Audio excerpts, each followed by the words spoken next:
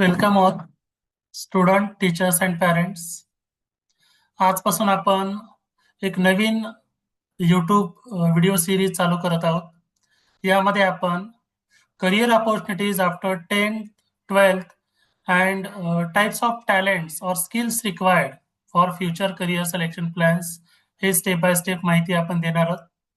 तर सर्वांनी प्रत्येक दिवशी अ, हे यूट्यूब चॅनल पाहायचं आहे आणि जर हा व्हिडिओ आवडत असेल तर पुढे सर्व स्टुडंट टीचर्स पॅरेंट्सना देखील शेअर करायचा आहे.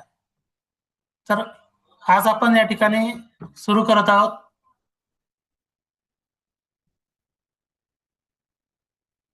C career counselling course. हा एकदम फ्री ऑफ कॉस्ट कोर्स आहे जो सर्वांसाठी आपण सुरू करतोय.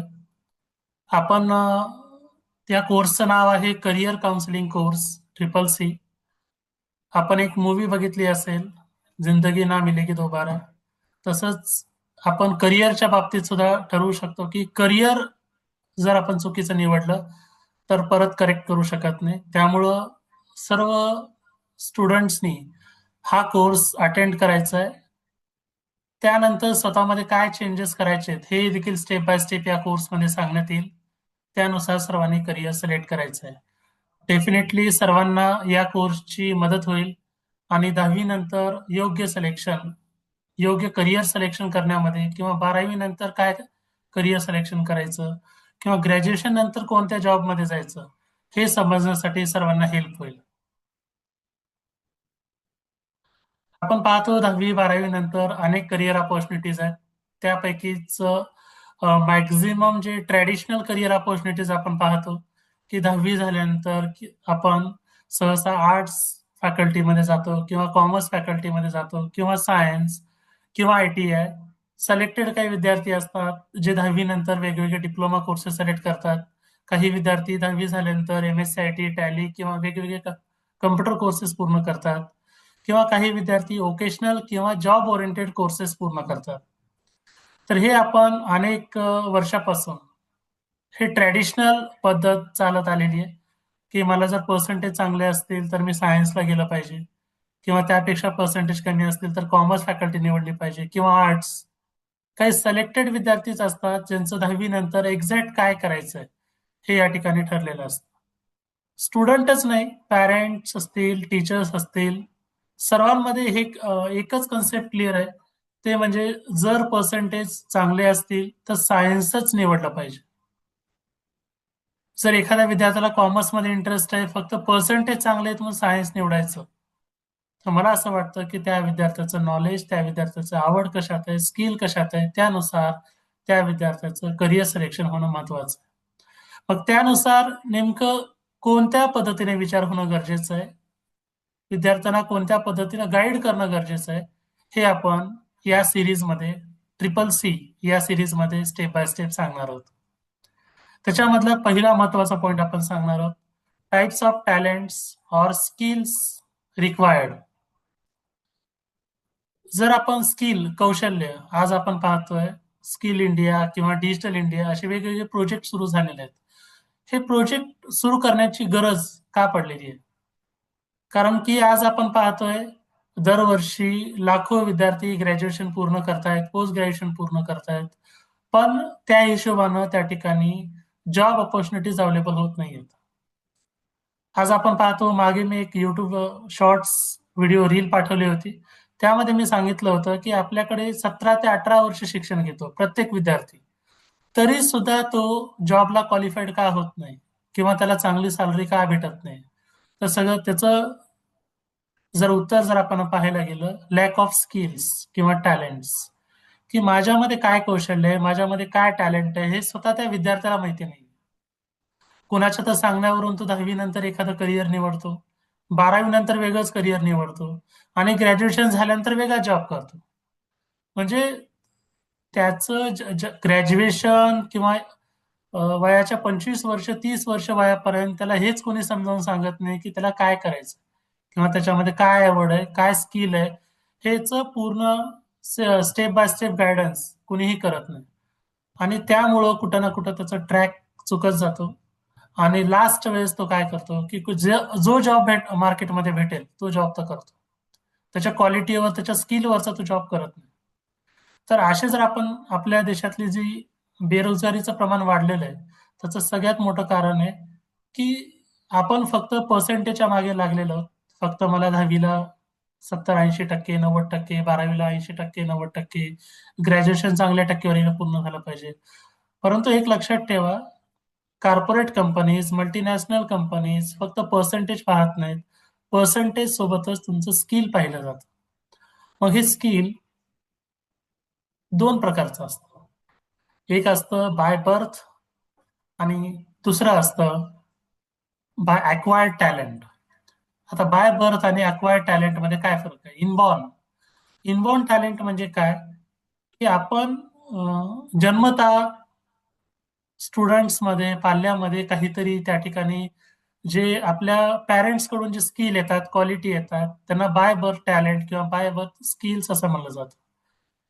काही पॅरेंट्स जर टीचर्स असतील तर त्यांचे अनेक मुलं टीचर झाले लक्षात येतील. इंजिनियरचे मुलं इंजिनियर किंवा डॉक्टरचे मुलं डॉक्टर किंवा एखादा सिंगर आहे किंवा एखादा ऍक्टर आहे, त्याचे मुलं त्या ठिकाणी त्याच फील्डमध्ये गेलेलं आपल्याला दिसून येते. तर काही ठिकाणी असं दिसून येतं की बाय बर्थ त्या विद्यार्थ्यामध्ये जे स्किल आहे, जे टॅलेंट आहे, त्यानुसार त्यांचं करिअर निवडण्यात येतं आणि त्यानुसारच ते पुढे जातात. पण सेकंड जे स्किल असतं, adopted or acquired talent or skills. Adopted or acquired talent म्हणजे काय? हे बाय बर्थ नसतं. तर हे जे टॅलेंट असतं, आसपासचं जे सराउंडिंग आहे, आसपासचं जे वातावरण आहे, त्यानुसार असतं. फॉर एक्झाम्पल मजूर एखाद्या खेळाच्या ग्राउंडच्या आजूबाजूला राहतो. त्याच्या पूर्ण फॅमिलीमध्ये कोणी कोणताही खेळ खेळलेला नाहीये. तरी सुद्धा तो जो मुलगा असतो, रात्रंदिवस तो खेळाच्या मैदानासमोर असतो. तो मैदान बघत असतो. आणि लहानपणापासून तो बघत असल्यामुळं जरी त्याच्या फॅमिलीमध्ये कोणी एखादा खेळ खेळला नाहीये, परंतु तो 24 तास ते बघत राहतो. आणि त्या वातावरणात वाढून त्याला देखील खेळाची आवड निर्माण होते आणि तो एक एक खेळ शिकत जातो. याला आपण म्हणतो अडॉप्टेड ऑर अक्वायर्ड टॅलेंट म्हणजे बाय प्रॅक्टिस काही टॅलेंट त्या ठिकाणी घेण्यात येतं. मग एखाद्याला इंजिनियर व्हायचं आहे तर त्यानुसार तो प्रॅक्टिस करतो. एखाद्याला डॉक्टर व्हायचं आहे त्यानुसार प्रॅक्टिस करतो. किंवा एखाद्याला सॉफ्टवेअर डेव्हलपर व्हायचं आहे तर तो त्याची प्रॅक्टिस करतो. म्हणजे काही टॅलेंट इनबॉर्न जरी काही टॅलेंट नसतील तरी काही टॅलेंट आपल्याला अडॉप्ट करता येतात, अक्वायर करता येतात. मग त्याप्रमाणे मग यासाठी काय गरज आहे? तर यासाठी गरज आहे तुमच्या त्या प्रत्येक विद्यार्थ्याला त्याच्या पॅरेंट्स कडून, टीचर्स कडून, फ्रेंड्स आणि रिलेटिव्ह कडून पॉझिटिव्ह सपोर्ट मिळणं महत्वाचं आहे. कारण की कोणत्याही विद्यार्थ्यांच्या आयुष्यामध्ये सर्वात महत्वाचे असतात त्याचे पॅरेंट्स.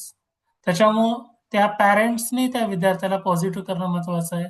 त्यानंतर त्याचे मित्र, नातेवाईक यांनी सुद्धा त्या विद्यार्थ्यांना पॉझिटिव्ह करणं महत्वाचं आहे.